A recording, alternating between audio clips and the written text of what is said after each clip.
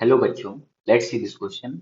The question says a magnetic needle having moment of inertia of 40 gram centimeter square has time period of 3 seconds in Earth's horizontal field of 3.6 into 10 power minus 5 Weber per meter square.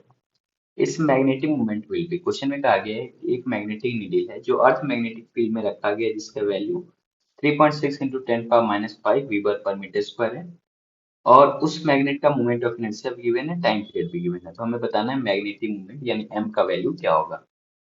की concept of the question is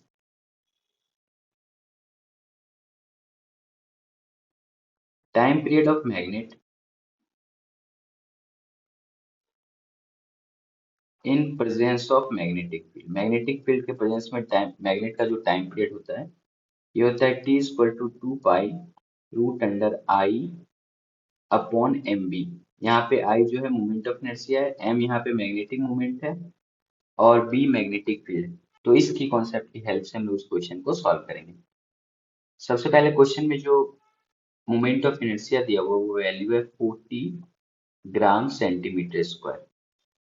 अगर आप इसे kilogram metre square में convert करो तो हम इसे लिख सकते हैं 40 किलोग्राम में कन्वर्ट करने के लिए 10 पावर माइनस 3 किलोग्राम लिख सकते हैं और सेंटीमीटर को कन्वर्ट करने के लिए 10 पावर माइनस 2 मीटर का स्क्वायर लिख सकते हैं।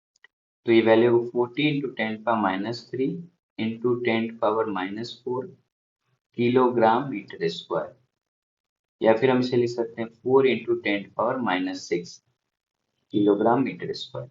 अब ऐसे ही अगर हम लोग टाइम टाइम पीरियड को देखो तो टाइम पीरियड का वैल्यू दिया हुआ है 3 सेकेंड और मैग्नेटिक फील्ड का वैल्यू दिया हुआ है 3.6 इंटू 10 पावर माइनस 5 फीबर पर मीटर स्क्वायर, या फिर आप इसे ऐसा लिख सकते हो 36 इंटू 10 पावर माइनस 6 वीबर पर मीटर स्क्वायर।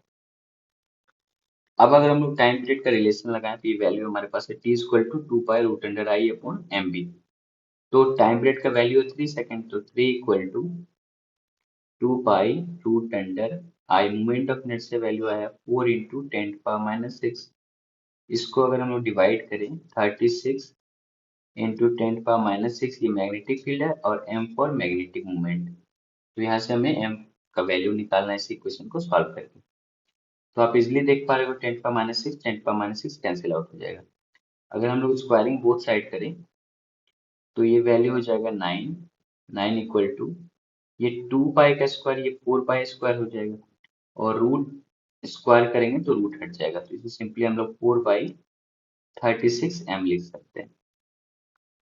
यहाँ से अगर एम का वैल्यू देखें तो एम इक्वल टू हम लोग लिख सकते हैं 4 pi square divide by 9 into 4/36।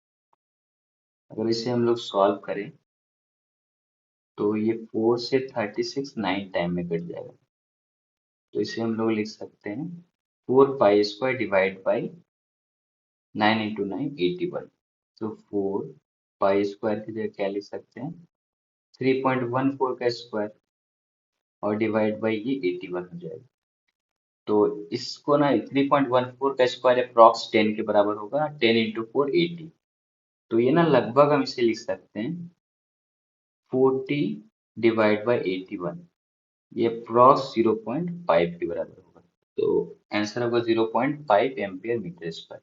तो इस हिसाब से कौन सा ऑप्शन करेक्ट हो जाएगा, option number A is the correct option. Hope you understood it well. Best of luck, thank you.